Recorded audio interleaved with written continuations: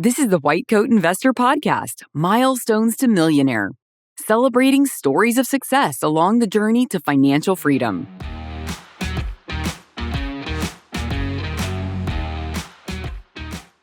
Hey everybody, it's Megan, your podcast producer. I'm just here to remind you that Dr. Dolly is still resting and recovering from his accident. But don't worry, he will be back soon. He's doing well. Please enjoy this episode. Welcome to Milestones to Millionaire Podcast number 189. Emergency Medicine Doc hits $2 million net worth. Our sponsor today is 37th Parallel. Are you using multifamily to build long-term wealth? If not, I strongly encourage you to take a look at 37th Parallel Properties. They are multifamily specialties with a 100% profitable track record across over $1 billion in transaction volume since 2008. Investing with them is like partnering with a highly tax-advantaged family office, building an income-producing long-term wealth development platform. With 37th Parallel, you get access to institutional quality assets, conservatively managed with proven results. Their educational content on passive multifamily investing is also very good. Visit 37 Parallel, that's 37parallel.com/WCI today for more information. And make sure to stick around today after the interview for Finance 101. We're going to be talking about HSAs today. Let's welcome Braden into the podcast this week, and he's got an awesome net worth. Braden, hello. How are you? I'm great. Hey, thanks for having me. Yeah, awesome. So before let's just break it down. What is the net worth? Why are you here today? So my wife and I recently surpassed $2 million in net worth. That is amazing. How's it when you say that out loud? And you probably said it a lot out loud, I would imagine, in the last however many weeks. What does that feel like when you say that out loud? Well, I actually feel like we hit the 1 million mark not very long ago. And so I think it surprised me how fast we went from 1 to 2. That's probably been the biggest surprise of that all, because even when I told my wife, I said, hey, I think in the next couple of months we're going to hit this. And she said the same thing. She's like, didn't we just celebrate 1 million like a year or two ago? So It's bonkers how once you get to that 1 million mark, it just builds and builds and builds. And all of a sudden you got like 20 million in the bank. You're like, well, how did that happen? if I have 20 million, I worked way too long. We'll have you back at 10 million. How about that? We'll do that then. Okay. So Braden, that'll be like next year by the time the way this is going, right? So what is your profession and how far are you out of school? So I'm an emergency physician, and I just finished my 8th year of practice. So I guess that puts me 11 years since school and 8 years since residency. So and you told me before we started, so you hit, what was after 4 years, you were debt free after 4 years. Is that right? Yeah. So I actually took a loan repayment option through the state I live in. So I had some private student loans from undergrad. My wife had some undergrad and grad school loans, but then about 90, probably 85 to 90% of my medical school cost was in a forgivable loan that was for 1 year of service for 1 year of debt repayment. So 4 years ago, that debt was officially repaid. We had actually paid the bulk of everything we owed in that first 12 months that we were in practice. And so then it was really just a matter of ticking off the last 3 years of time before I think we could really hit the accelerator on how much we were saving for retirement. So and where are you? Are you still like where are you now? What part? Yeah, Of the so country I'm still at my same practice. We'll call it. I'm on the Great Plains. We're in a flyover state, low cost of living area for sure. Lots of tornadoes and stuff. But we're on the northern edge of Tornado Alley, I would say. So low cost of living area. You're in a state that had this program.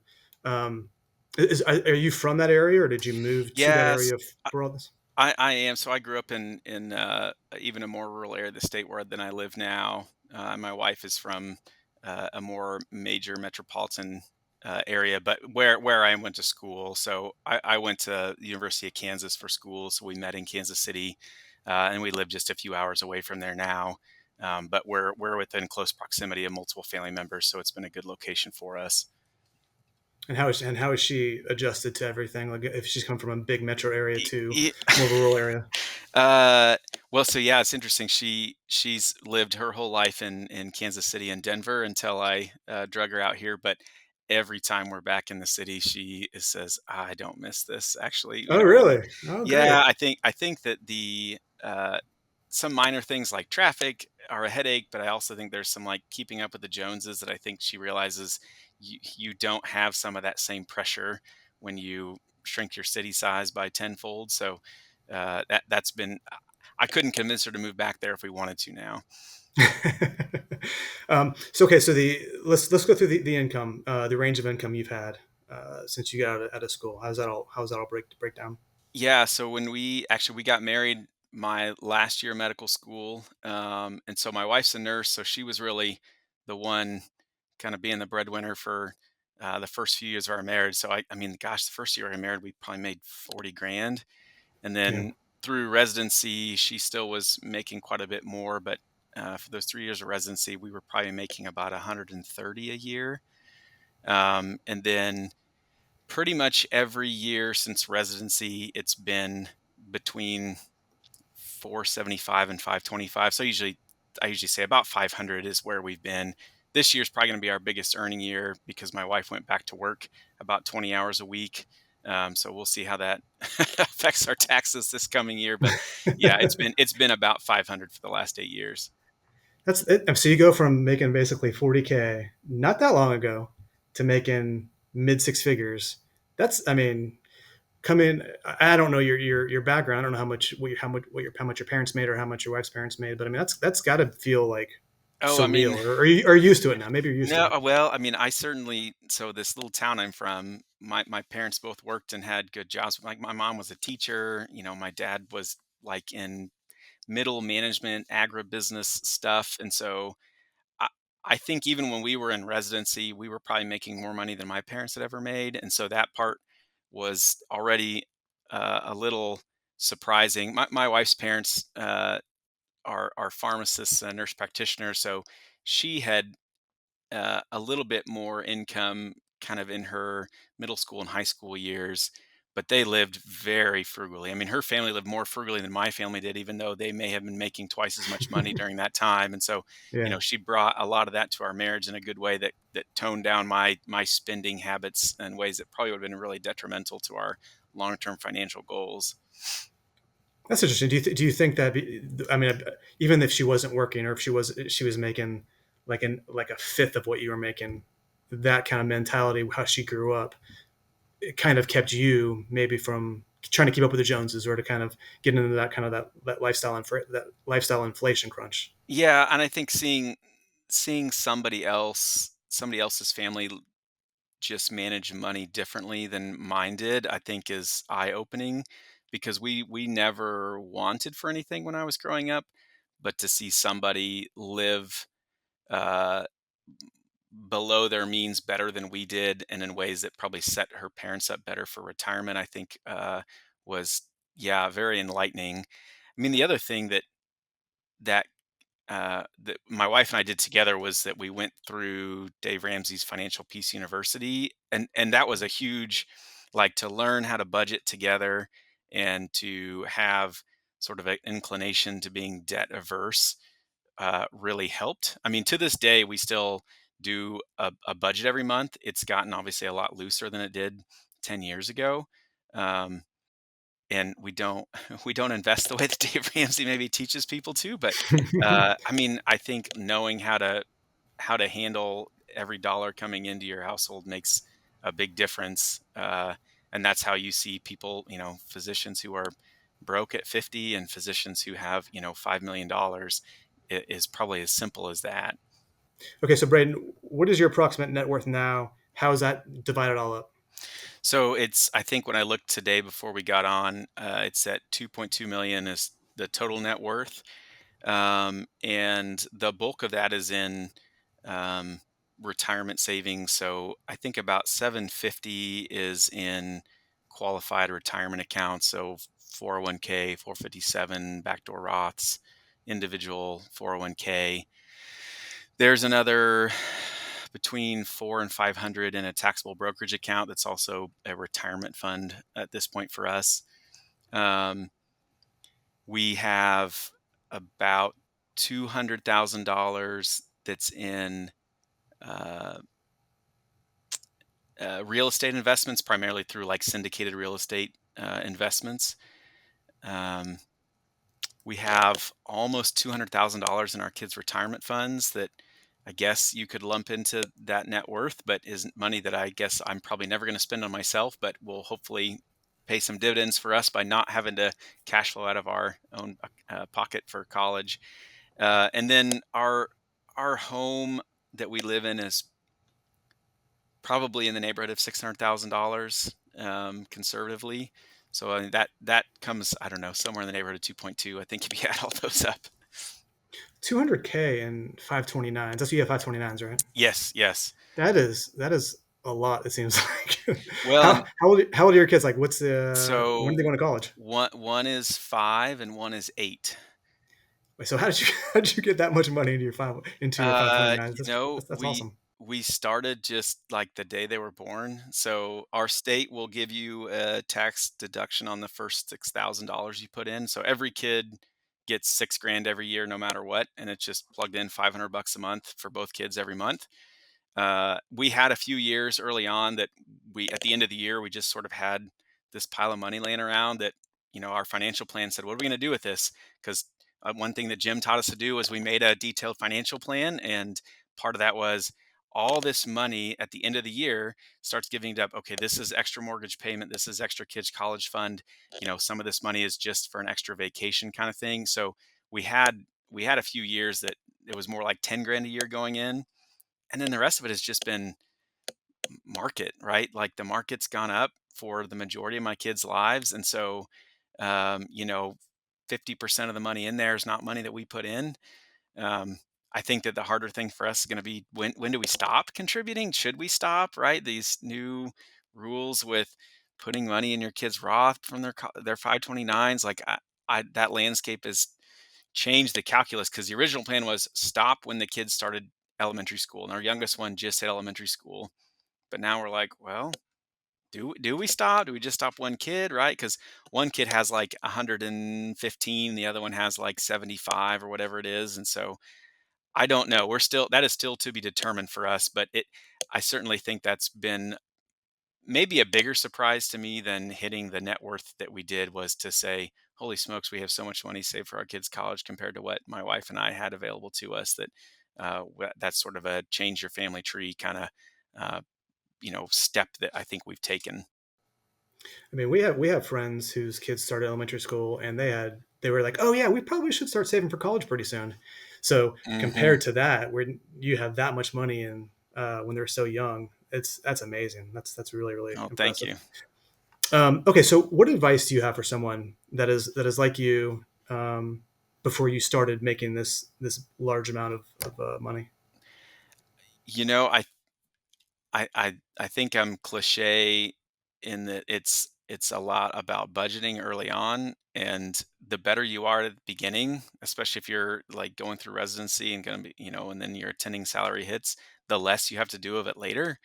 I think Jim's talked about that you need to figure out what your expenses are, and then you need to make sure you're paying yourself, for your future retirement. And then everything on top of that, you kind of get to do whatever you want with. And I think I've seen that that's where we're getting to um, now. But uh, having a spouse you're aligned with, that makes a big, big difference. Oh I yeah, mean, oh yeah. I've got a partner who makes more money than me because he works more than I do. And, he says things that I don't have to think about, like, oh, geez, my wife just spent another $1,500 on J. Crew for kids' clothings for school. And I'm like, our kids go to the same school. And I'm thinking, my kids wear hand me down clothes. Like, we're Hmm. probably the third set of people to have them. And I can't even calculate how much money that's probably been saved, over the last 8 years with that kind of mindset being, just so well aligned with my spouse on our financial goals. Um, and then I mean, geographic arbitrage is real, right? I mean, I'm sure. if I had stayed where I trained, not only would I have had to pay back my student loans that I didn't have to, right? That was worth a couple $100,000. I probably would have made 40% less money than I'm making now. My housing cost to be an equivalent house probably would have been double. I mean, it's just so hard to even think about how we could be anywhere close to where we're at now had we made that decision to, make less money, spend more money, pay off more debt, that we didn't have to do any of those things. And the great thing is you both want to be there. I mean, it's not like a sacrifice to be where you are, right? You're in a low cost of living area, and that's exactly where you and your wife want to be. That's Yeah. amazing. Yeah. And I mean, we've had job offers other places that would have been similar, and we said, no, we like it here. We don't really want to move. Well, Braden, it's a real pleasure to talk to you. Congratulations on your milestone, $2 million, continuously zooming up the charts. That's amazing. Oh, Well done. We're happy to have you. oh, thank you so much. I'm so happy I got to be on the show. Okay, that was a great interview. That was really fun. Braden and his wife have their stuff together. They've worked together. Obviously, they're on the same page. That's so important to be on the same page as your spouse. To actually sit around and budget together. And they seem like they like it. They live in a low cost of living area. They both enjoy being there. Their kids are going to be in an awesome position to go to college if they want, with these huge 529s. Just a job well done there. Wonderful. Thanks, Josh. Great interview. My name is Tyler Scott. I am standing in for Jim here doing the Finance 101 talks for a few weeks while he is recovering from his accident at the Tetons that I think you're all aware of at this point. I am a, quote, friend of WCI. I am a financial planner. I write for the blog. I've been on the podcast before. My wife, Megan, is the podcast producer, so it makes it easy for her to tap on me to help in moments like this. Today's topic on Finance 101 is about HSAs, health savings accounts. HSAs are a beloved account by personal finance enthusiasts because of their incredible tax efficiency and tremendous flexibility. Before we get into those details, let's zoom out and talk about the two major categories of health insurance plans offered by most employers and available in the marketplace. There are more than two types of health insurance plans. There are PPOs, HMOs, EPOs, point of service plans, high deductible health plans, and more. For purposes of this conversation, we're going to talk about high deductible health plans and then non-high deductible health plans. For simplicity, I will refer to the basket of non-high deductible health plans as PPO plans. Most of us are very familiar with how the PPO plans work. Your kid gets strep throat, you go to the pediatrician, you pay the $30 copay, the insurance pays the rest. This is the cadence most Americans are accustomed to. It is easy to understand. It is easy to plan for. A high deductible health plan works differently. These plans offer lower premiums in exchange for higher out-of-pocket costs. The insurance doesn't pay for anything until you have reached the high deductible, which is often around $2,000 or $3,000. So now when our kid gets strep throat, we do not pay a $30 copay at the pediatrician's office. We pay the entire $300 office visit. This is not the cadence most Americans are familiar with. It can feel confusing and it can be difficult to plan for. For this reason, high deductible health plans, or HDHPs for short, are unfortunately underutilized in our country. I say unfortunately because HDHPs represent an opportunity for many of us to save on overall healthcare costs and to build significant wealth over time. A primary way they help save on overall costs is because the monthly premiums are typically meaningfully lower than the premiums on the PPO plans. And they should be. If you're paying $300 for the strep throat visit instead of $30, you are saving the insurance company money, and thus it makes sense for the insurance company to charge you less for this type of coverage. For an average family of four, I usually see that an annual high deductible healthcare premium might be $1,000 to $3,000 less than the PPO premiums. That's not always the case. You need to check your own, but that's often what I see. The annual savings on premiums is critical to keep in mind when you are paying the $300 pediatrician bill instead of the $30 copay.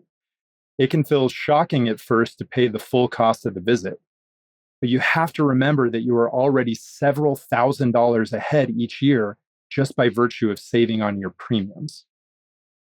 Now, having those lower premiums is nice, but the real magic with a high deductible health plan happens because an HDHP is the key that unlocks the glorious door of the health savings account. you must be enrolled in a high deductible health plan to save into an HSA. Congress has set up a system that allows us to use pre-tax money to pay for our healthcare costs under both the PPO and HDHP plans. For the PPO plans, we can use a flexible spending account, or FSA. With an FSA, your employer sets some money aside from each paycheck into this flexible spending account that you can use to pay for your $30 copays, prescriptions, or any additional medical, dental, or vision costs during the year. Often you get a special FSA debit card that you can use directly to pay for these expenses. This is great because anytime you can pay for things with pre-tax money, you are getting a discount equal to your marginal tax rate, which can be 40 to 50% for many high earners. The downside of an FSA is that it is use it or lose it money. If you set aside $2,500 for the year and you only spend $1,500, you lose that $1,000 you didn't use. This is why you see people at Costco in December with carts full of contact solution and Metamucil. They're trying to use their FSA money on qualified medical supplies before the money evaporates at the end of the year. With a high deductible health plan, the way that we use pre-tax money to cover qualified healthcare expenses is with an HSA. It's similar to the FSA that we just talked about, but with some incredibly meaningful differences. The similarities are that this is also typically funded by payroll withholdings in a separate account. A debit card is also often provided so you can pay for the $300 pediatrician visit with pre-tax money. That's where the similarities end. Now let's talk about the differences. A health savings account is a triple tax protected account. What do I mean by triple tax protected? The first layer of tax protection is that the amount you contribute to the HSA lowers your taxable income each year and thus lowers your tax bill accordingly. In 2024, the maximum you can contribute if more than one family member is covered by the HDHP is $8,300. The limit for if only one person is covered is half of that, $4,150. For someone who is in the 32% federal tax bracket and an 8% state tax bracket, their marginal tax rate is 40%. So if they contribute $8,300 to their HSA, they save $3,320 on taxes every year. This is also critical to remember when you are paying the $300 strep throat bill. Not only did you save a couple $1,000s on your premiums, now you've saved another couple $1,000s on taxes. For most high-earning families, using an HSA saves them between $2,000 and $5,000 between lower premiums and tax savings every single year. That is a pretty big head start each year when it comes to reducing your overall healthcare costs. Further, because the premiums are cheaper for your employer as well, in hopes of enticing you to use the HSA, many employers will make a contribution to your HSA on your behalf. It's not uncommon for employers to chip in $500, $1,000, or $2,000 to your HSA. That is free money. Just like your 401k match is free money, your HSA match is money you are leaving on the table if you don't opt into it. Keep in mind that the annual contribution limit to the HSA is the combination of both of your and your employer's contributions. So if your employer puts in $1,000 in 2024, you can put in the other $7,300 to hit the overall $8,300 limit. The second layer of tax protection is that this is not use it or lose it money. This money is yours forever, even if you don't spend it all during the year, even if you leave your employer, even if you opt out of a high deductible health plan in the future. No December Costco shopping sprees needed. This money is yours, and you can invest it within the HSA in stock and bond index funds, just like any other investment account. The growth on those investments each year is tax-free. You don't owe any tax as the investment grows or kicks off dividends each year. Tax protection number 3 is that when the money is withdrawn for qualified medical expenses, there's no tax due on it then either. This is the only money in America that routinely passes from ordinary income all the way around to expenses with no tax due. Now, the way this money is meant to be used is you go to the pediatrician, it's $300, and you're meant to whip out your HSA debit card to pay the bill. There's nothing inherently wrong with this idea, but I don't want you to do that.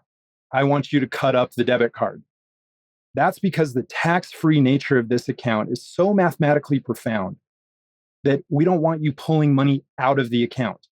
We want this HSA to benefit from as much compounding growth as possible for as long as possible. If you can start maxing out an HSA every year in your 20s, invest the money wisely, do not withdraw money from the account during your career, then you can have well over $1 million in your HSA by the time you are 65. Now you have a completely tax-free way to pay for what is often the highest expense for retirees, which is healthcare, including Medicare premiums. This can meaningfully change the time when you reach financial independence. So, if this isn't sounding awesome enough already, wait, there's more. I mentioned these accounts are the darling of personal finance enthusiasts, both because of their tax efficiency, but also because of their versatility and flexibility. To understand what I mean by that, we must first outline a few rules about HSAs. Most importantly, if you take money out of an HSA prior to age 65 for non-qualified expenses, you must pay ordinary income taxes on the withdrawal, and there is a 20% penalty. The IRS wants to discourage you from buying a boat at age 55 with your HSA money. But one of the really cool things about an HSA is that after age 65, that 20% penalty goes away. If you are healthier than expected in retirement and don't need all of that money for healthcare, you can take the money out and buy that boat if you want to. The withdrawal is still subject to taxation, just like a pre-tax 401k would be, but the 20% penalty is gone. This is an incredible benefit and why Jim has been known to call the HSA a, quote, stealth IRA. It's really just another retirement account with better tax treatment when used for healthcare. Now, if you really want to optimize, you can make sure future withdrawals are tax-free and penalty-free at any age. We call this the save the receipts strategy. The way this works is that you pay out of pocket for your healthcare costs over the years, not using your HSA money, and you are saving the receipts as you go. Personally, I take a photo with my phone or a screenshot on the computer and save them digitally, as physical paper receipts can degrade over time. Now, let's say that over 10 or 20 years, you have $30,000 in medical and dental expenses. I'm going to get half of that just putting my 3 kids in braces over the next few years. The reason to do this is that any time in the future, you can reimburse yourself for past medical expenses using your HSA. That reimbursement is tax-free and penalty-free at any age. So if you retire early and you're 55, you can buy a $30,000 boat using your HSA dollars because you are simply reimbursing yourself for $30,000 of past medical expenses as documented in the receipts you have saved. Prior to age 65, this saves you both the tax and the penalty. After age 65, it's saving you the tax that would have been owed on the non-qualified withdrawal. Okay, that's the story with HSAs. They're pretty cool. Give strong consideration to one if you have access to one. High deductible health plans are not scary. They are still real health insurance that you have out-of-pocket maximums similar to PPO plans. So it's not like you're going to have to pay $100,000 if you're in a car accident or you get cancer. They all have the same protections as all other plans under the Affordable Care Act. You pay a little more upfront at the doctor's office in exchange for lower premiums, lower taxes, and tax-free withdrawals that can be used for anything if you combine all the techniques we just discussed. It's a really good deal and a near no-brainer for most high earners. Are you using multifamily to build long-term wealth? If not, I strongly encourage you to take a look at 37th Parallel Properties. They are multifamily specialists with a 100% profitable track record across over $1 billion in transaction volume since 2008. Investing with them is like partnering with a highly tax-advantaged family office, building an income-producing long-term wealth development platform. With 37th Parallel, you get access to institutional quality assets, conservatively managed with proven results. Their educational content on passive multifamily investing is also very good. Visit 37parallel.com/WCI today for more information. And we'll see you next week on Milestones to Millionaire. Thanks for stopping by. This podcast is for your entertainment and information only. It should not be considered professional or personalized financial advice. You should consult the appropriate professional for specific advice relating to your situation.